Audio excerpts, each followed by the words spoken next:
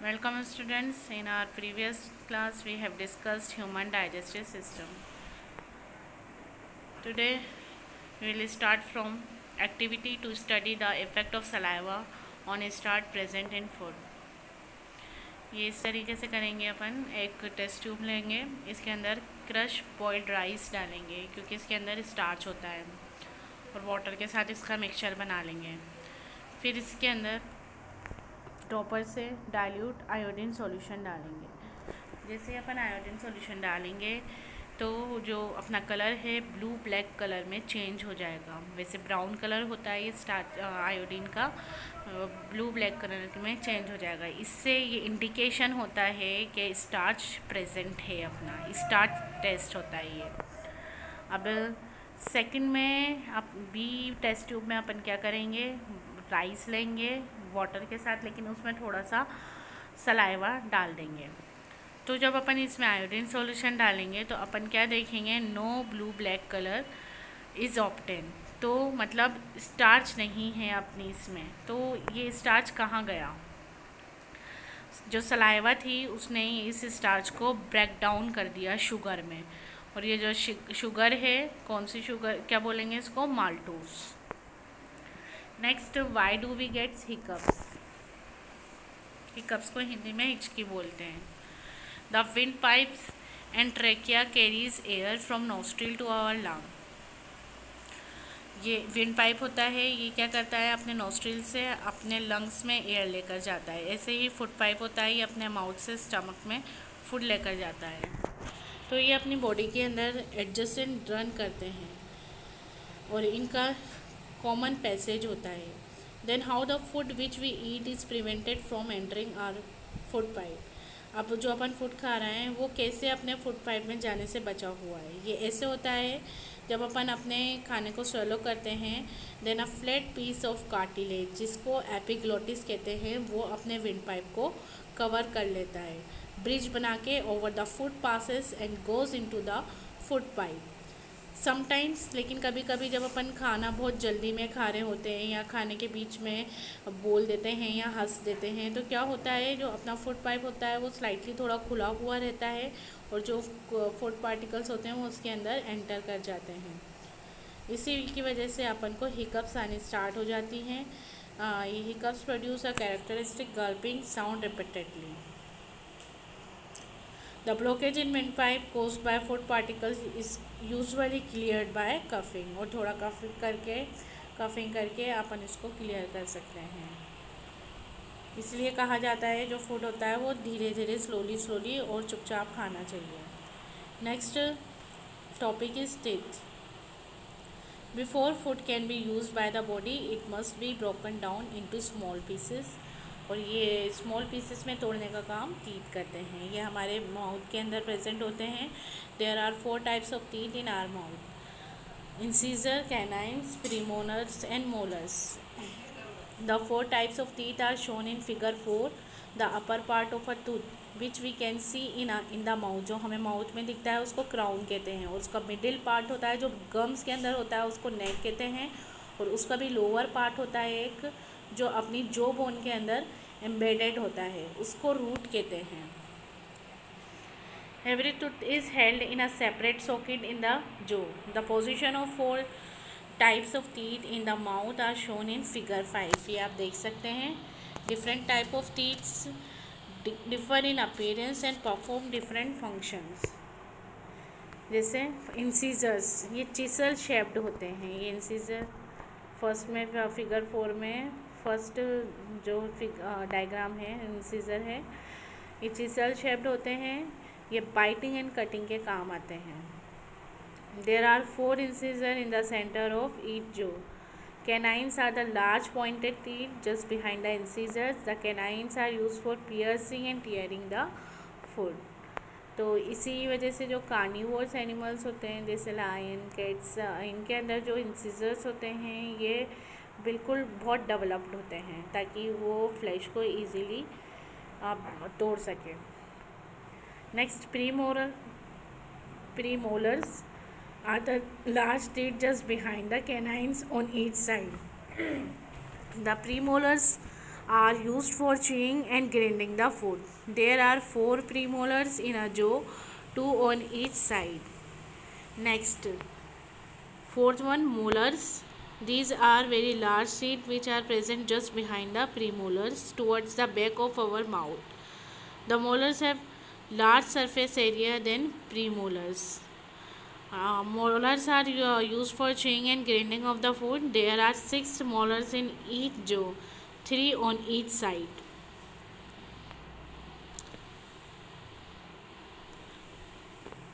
Please note that molars are present only in permanent set of teeth. Permanent set of teeth में ही होंगे. They are not present in temporary set of teeth called milk teeth. ये आप अभी पढ़ेंगे milk teeth and permanent teeth का difference, इनके बीच का difference. Most of the adult man and women have total 32 teeth. Out of these, 16 are in upper jaw and 16 are in lower jaw. The 16 teeth of each jaw consist of 4 incisors, 2 canines, 4 premolars and 6 molars. The teeth of upper jaw match with the teeth of the lower jaw. Milk teeth and permanent teeth. In human beings, the teeth grow twice. 2 बार आते हैं. The first time the teeth grow when one is small baby. This set of teeth is called milk teeth.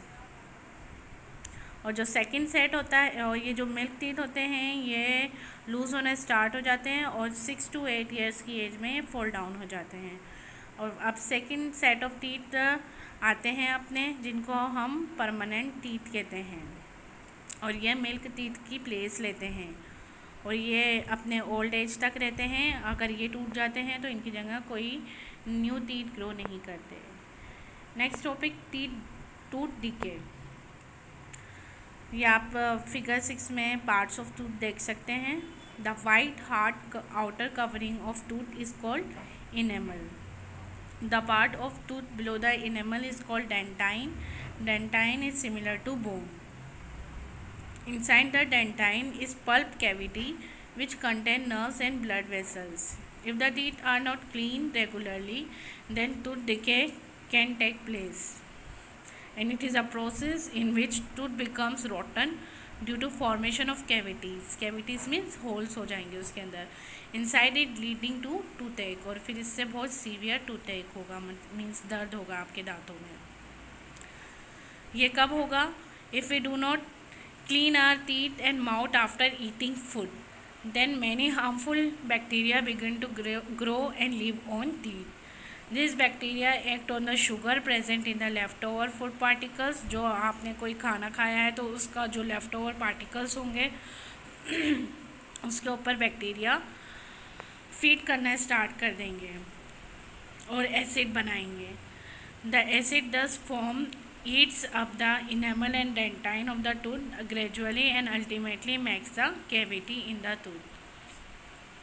जो enamel है और dentine को उसको eat up कर देगा और उसमें cavities बना लेगा. When this cavity reaches the pulp cavity of the tooth, our tooth becomes painful and we get toothache. और जब ये pulp cavity तक पहुँच जाएगा ये अपनी cavity, तो अपने दांतों में दर्द होने लग जाएगा. If the cavities caused by the tooth decay are not treated in time, अगर इसका टाइम पे ट्रीटमेंट नहीं कराया गया, then it causes severe toothache. In extreme cases, tooth decay can lead to the loss of whole tooth because it may require extraction. Excessive use of sugar containing food such as sweets, chocolates, toffees, ice cream and cold drinks are the major cause of tooth decay. तो अपन कैसे बचा सकते हैं tooth decay को? We should rinse the mouth thoroughly with clean water after every meal. We should clean our teeth with a brush and toothpaste at least twice a day. Next, a dental floss should be use to take out food particles trapped between the teeth. Dental floss is a soft thread used to clean between the teeth. Next, we should eat less of sugary foods such as sweets, chocolates. ये कम खानी चाहिए. Too many cold drinks should also be avoided. इसलिए कहा जाता है sugar plus bacteria equal to acid which eats up tooth. Next, tongue. The tongue is a fleshy muscular organ in the mouth which is attached at the back to the floor of the buccal cavity. It is free at the front and can be moved in all directions.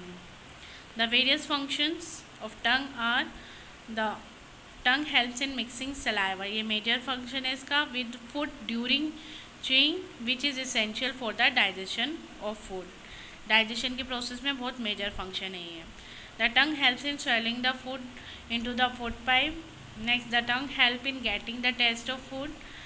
And the tongue is essential for talking. ये जो हम बोल रहे हैं ये किससे बोल रहे हैं? टंग से ही तो. We have just said that the tongue helps in getting the taste of food. ये हमें पता ही है. तो there are 4 types of taste.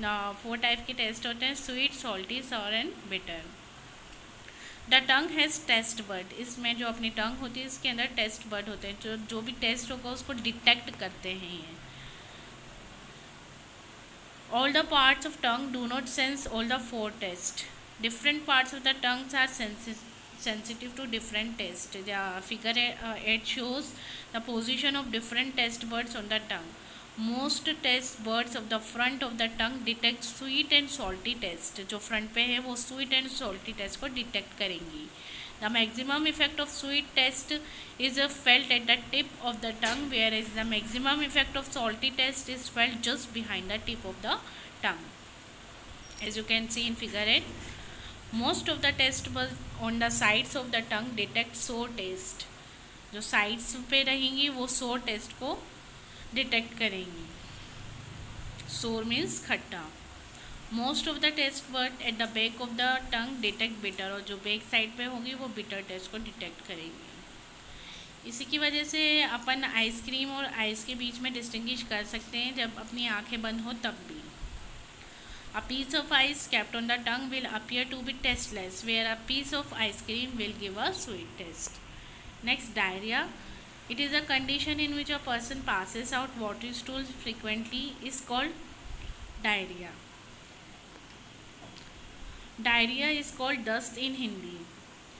Diarrhea may be caused by infection due to disease causing microorganism, food poisoning और indigestion.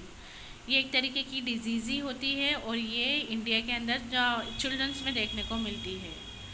Diarrhea is one of the major causes of death of small children in our country. The loss of water from the body of a person through watery stool is called dehydration. Water का बहुत ज़्यादा loss हो जाता है इसमें. तो इसको कैसे अपन प्रिवेंट कर सकते हैं? The solution of sugar and salt in water is called oral dehydration solution, जिसको आप ORS भी कहते हैं. Thus, the dehydration of a body can be prevented during diarrhea by giving oral dehydration solution regularly to the patient. Meanwhile, a doctor should be called for giving medicine to cure the cause of diarrhea. Next topic, some animals eat grass and food. जैसे जो herbivores animals होते हैं like cattles, cow, buffalo, goat, sheep, deer, antelope and giraffe. They eat mainly grass and other plant leaves as food. Grass is rich in a carbohydrate called cellulose, which acts as a source of energy. The cellulose carbohydrate present in grass can be digested by the action of certain bacteria which are present only in the stomach of animals called ruminants, like cows, buffalo, goat, sheep, deer, antelope.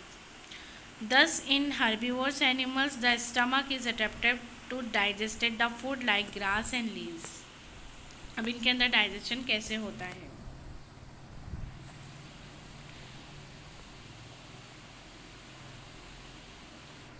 The animals which eat grass have a special stomach to digest the tough cellulose carbohydrate present in grass. The stomach of a cow is large and consists of 4 compartments. 4 chambers होते हैं इनके stomach के. The first compartment of a cow stomach is the biggest and it is called Roman.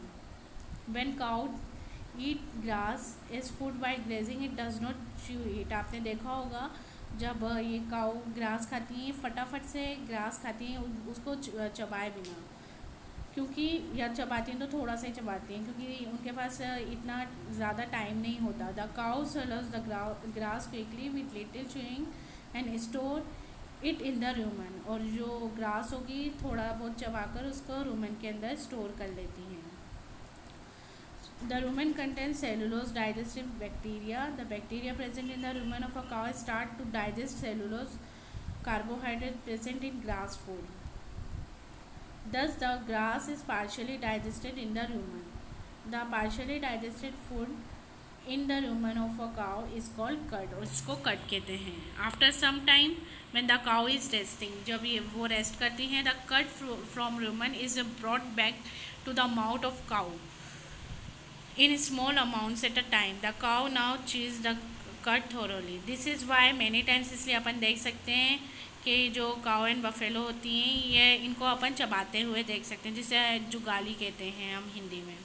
The process by which the cud partially digested food is brought back from the stomach to the mouth of the animal and chewed again is called rumination. All the animals which chew the cud are called ruminants. और जो भी animals हैं जो जुगाली करते हैं उनको ruminants कहते हैं. When the cud is thoroughly chewed in the mouth of the cow, it is swallowed again. लेकिन अब ये chewed food वापस रूमन के अंदर नहीं जाएगा, दूसरे कंपार्टमेंट में जाएगा, जैसे उसके स्टमक में, इंटेस्टाइन में, ताकि उसका फर्दर डाइजेशन और एब्जॉर्प्शन हो जाए.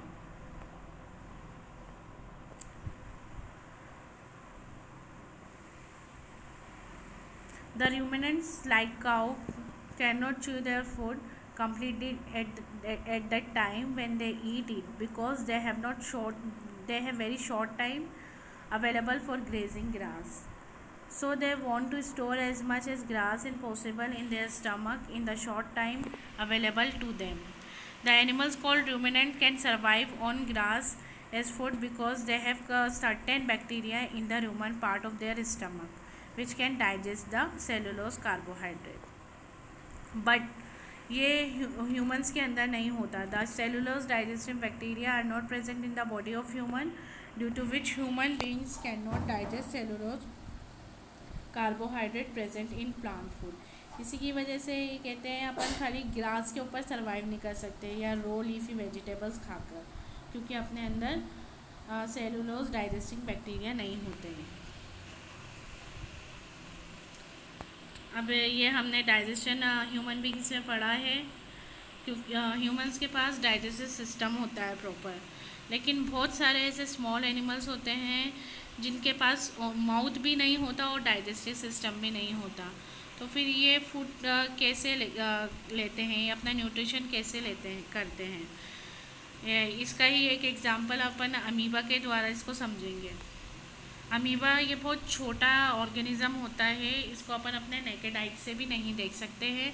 ये पॉन्ड वाटर के अंदर होता है, ये माइक्रोस्कोप से आपको दिखता है. इसकी अगर अपन बॉडी देखें तो इसके अंदर सेल मेम्ब्रेन होती है, राउंड शेप डेंस न्यूक्लियस होता है, देख सकते हैं आप बीच में, और इसके अंदर साइटोप्लाज्म होगा और वैक्यूल्स होंगे दो टाइप्स की, एक तो कॉन्ट्रैक्टाइल वैक्यूल और एक food vacuole. Food vacuole consists of a bubble of water containing the food particle captured by amoeba. The contractile vacuole is a bubble of liquid. जो contractile vacuole होगी वो सिंपली बबल होगा liquid का, लेकिन जो food vacuole होगी उसके अंदर थोड़ा बहुत वाटर होगा और जो फूड इसने कैप्चर किया है वो होगा.